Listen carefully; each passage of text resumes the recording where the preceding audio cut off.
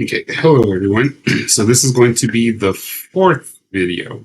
All right, so this is just gonna review set part two. Okay. So for this section, you will focus on phase two of the module. When you make a claim, use evidence as examples to substantiate your claims. Recall that using evidence and examples strategically. All right, so this is what I mean. So let me go to phase two. All right, so this is what I meant.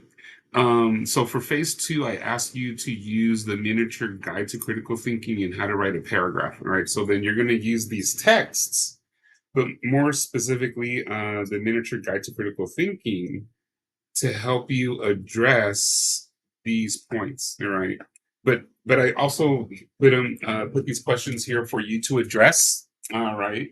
So then part two, you're going to address these 3 points, right?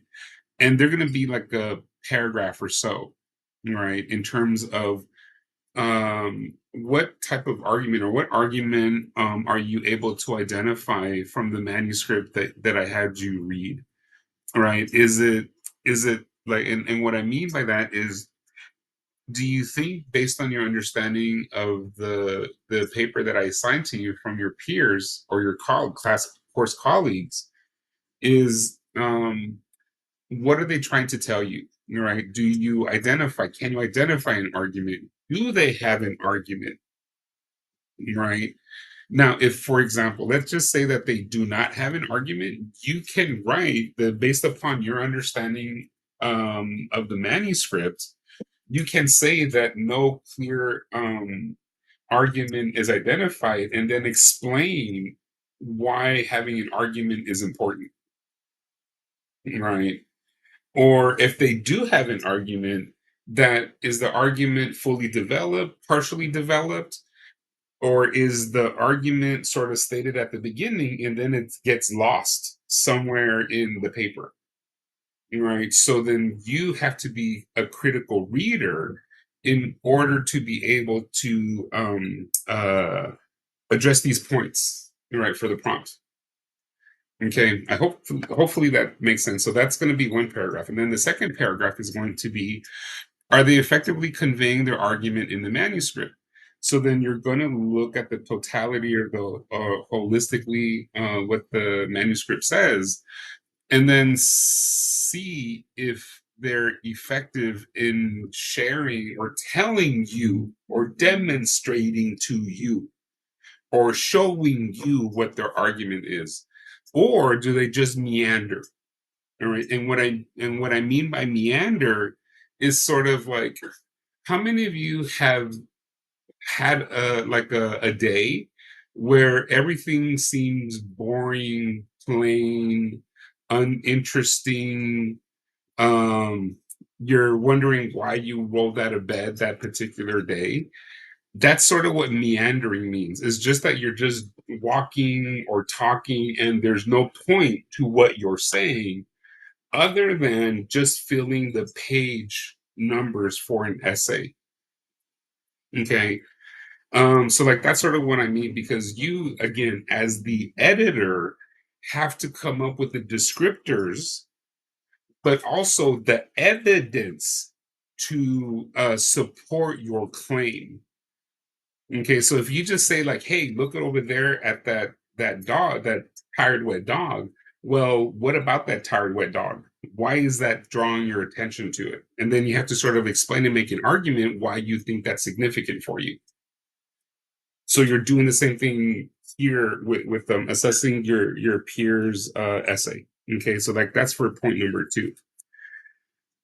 And for paragraph number two. And then for point number three, or paragraph number three, what position do they adopt in the argument? So, and I have it here, a parenthetical comment. So then here are 3 positions that a writer can take when they write their manuscript. They're in favor of a position, meaning that they support it. Right. And there's many topics out there, right? Because just to give you an example, just finishing up the last videos and editing them and cleaning them up before I upload them onto Canvas. I'm going in between looking at listening to the debate between Governor Walz and JD Vance. And you can hear the position that they take or the positions they're against, right? Or even taking a topic neutrally, right? But in a debate, you can't really do that, right?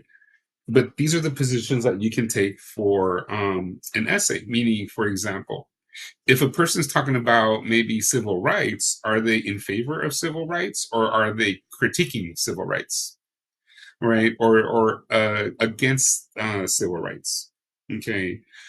One of the points that they mentioned earlier, I believe, was on abortion, and they're taking a pro position or critiquing that position, right? So then you have to evaluate what the writer of the manuscript you're assigned is trying to tell you. All right. So then that's also going to be a paragraph. Now, remember, a paragraph is comprised of 4 sentences or more. All right. So like, don't think that you have to write like a 15 line paragraph to be able to pass as a paragraph. No, a simple paragraph has 4 or more sentences. Okay, but you have to make sure that they're well structured, well worded, and well punctuated. Okay, all right. So hopefully that makes sense for part two. So now I'm going to go to part three. So I'm going to stop the video and then restart another video.